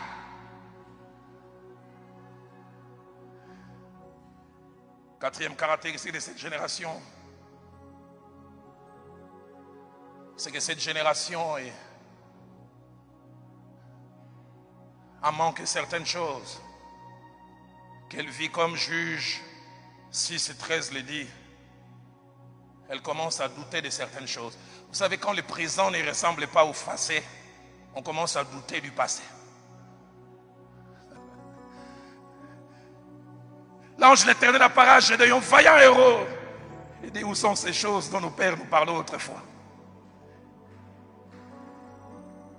C'est tellement mort aujourd'hui que quand nous vous parlons du passé, vous avez tendance à douter. J'aimerais parler en quinois. Quand Gédéon a parlé, c'est comme s'il voulait dire à l'ange, Tikaba Futouana. Où sont ces choses dont nos pères nous parlaient autrefois? Lorsqu'ils nous disent, Nouvelle Bible, c'est qu'on dit, où sont ces choses étonnantes? Parole de vie de nos ancêtres nous ont raconté les actions extraordinaires que le Seigneur a fait. Mais où sont ces actions maintenant? Cinquième chose attachée à cette génération, comme les fils d'Israël dans Juge 16, versets 21 et 25. Cette génération a vu leurs héros, qui sont nos aînés et même certains de notre génération, avoir les yeux crevés. Ce qui faisait leur fierté, devenir des esclaves. Que c'est difficile de faire partie d'une génération où ces héros sont enchaînés. Nos Samson sont enchaînés. Nos Samson qui faisaient l'objet de nos fiertés sont aujourd'hui injuriés. Amenez-nous Samson qui nous divertissent. C'est ce que cette génération vit. Ils ne sont pas respectés, non pas à cause d'eux-mêmes, mais à cause de nous. Mais sixième et avant-dernière chose attachée à cette génération, c'est que cette génération est un peu comme un Manoak. Juge 13, versets 8 à 9. Cette génération a manqué une visitation, mais elle veut une nouvelle visitation.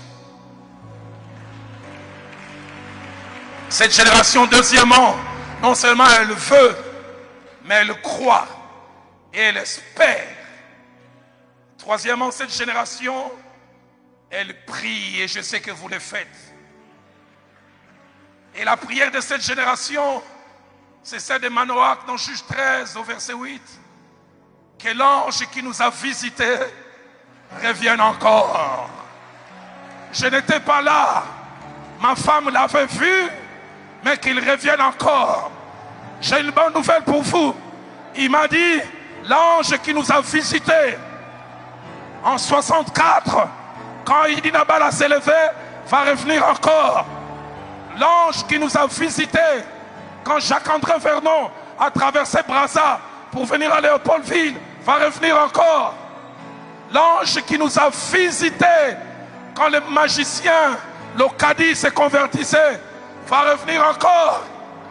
L'ange qui a visité ce pays, qui a fait que les marabouts disparaissent, les Ouest africains qui étaient devenus des hommes d'affaires avec 10 heures de bonne aventure disparaissent, va revenir encore. L'ange, l'ange qui s'est saisi de Papa Sita Louemba pour bouleverser une génération va revenir encore. L'ange qui a utilisé mon aîné Sonika Futa va revenir encore. L'ange qui a saisi Jean Bosco Kindomba et qui a secoué les générations va revenir encore. L'ange qui est passé par Felou Koussa, qui a secoué les générations, va revenir encore. Que l'ange qui nous a visités revienne encore. C'était sa prière. Et j'aime le verset 9. Et l'Éternel l'exauça. Je suis venu vous dire, génération, Dieu va vous exaucer. Et cette génération qui sera exaucée, quelques caractéristiques, alors que je demande à Joël de s'apprêter, parce que je ne voudrais pas qu'il y ait un temps mort. Cette génération a 7 caractéristiques. La première, ils ont entre 15 et 35 ans aujourd'hui. La deuxième, Dieu m'a dit, vous aurez entre 30 et 50 ans de marche avec Dieu. La troisième, la plupart de cette génération, vous n'êtes pas encore de numéro 1. Vous êtes de numéro 2, de numéro 3, de numéro 4, Lord, Mehdi, mais votre temps bientôt arrive.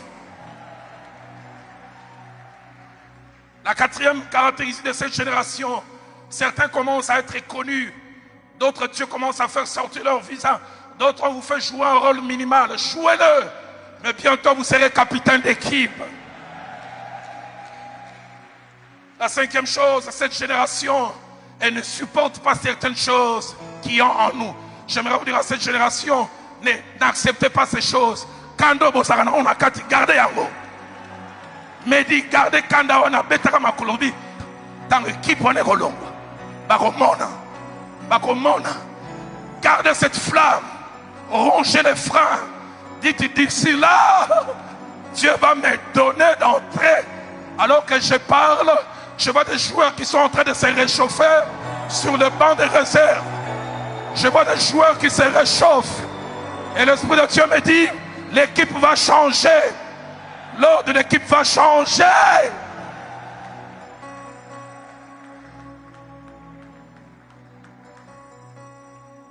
Dernière caractéristique de cette équipe, ils ne sont pas tous à Kin. Surtout pas à Kinshasa. Ils sont au Congo, en Afrique, en Europe, en Asie. L'Esprit de Dieu m'a montré certains noms. Il m'a parlé de Lord Lombo. Il m'a parlé de Mehdi Vedoso. Il m'a parlé d'Amos Makanda. Il m'a parlé d'un fils de Joël Francis. Un fils de Joël Francis. Il m'a parlé d'un fils de Noëlla Lumandé.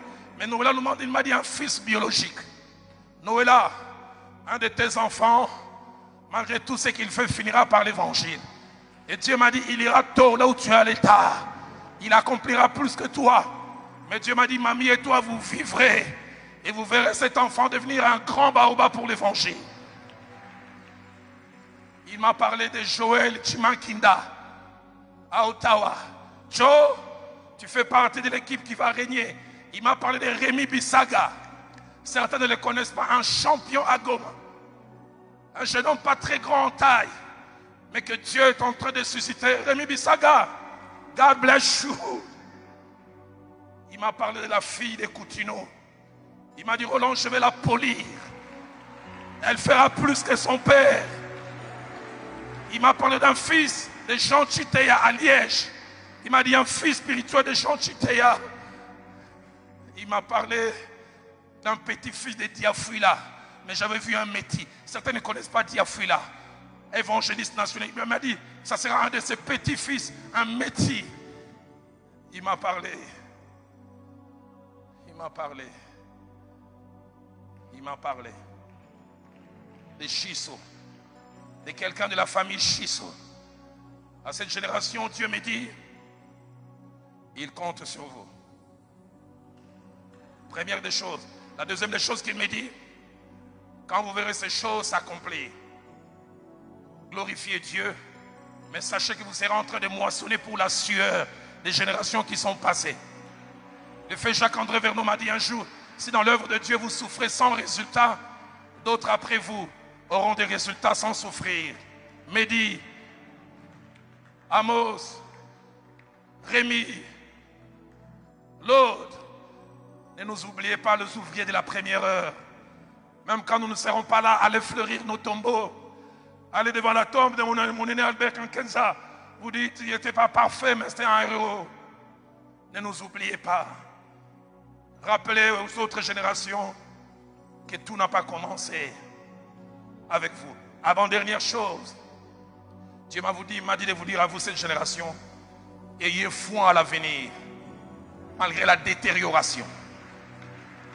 Il dit, ne soyez pas comme dans Ézéchiel 37, verset 3, quand on a fait passer cet homme tout autour des ossements desséchés, et la question lui a été posée, ces ossements peuvent-ils revivre? Il a donné une question diplomatique. Vous savez, les diplomates, ils disent sans dire. Écoutez la réponse. Seigneur, tu le sais. Mais il y a un tel.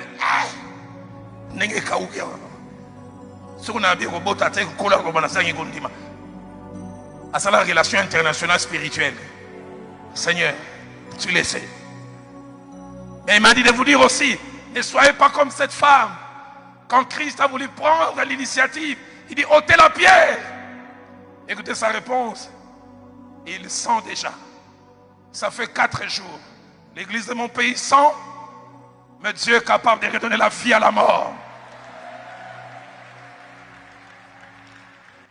Mais surtout, il m'a dit de vous dire, vivez comme Siméon. Luc 2, 25. Il attendait la consolation d'Israël. Quant à moi, Dieu m'a dit, je verrai les balbutiements. Mais la suite, je la verrai dans la gloire.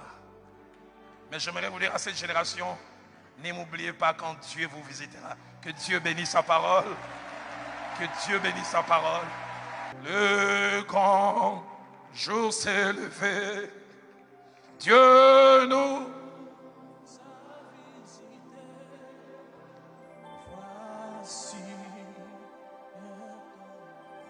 Dieu donne un plein salut.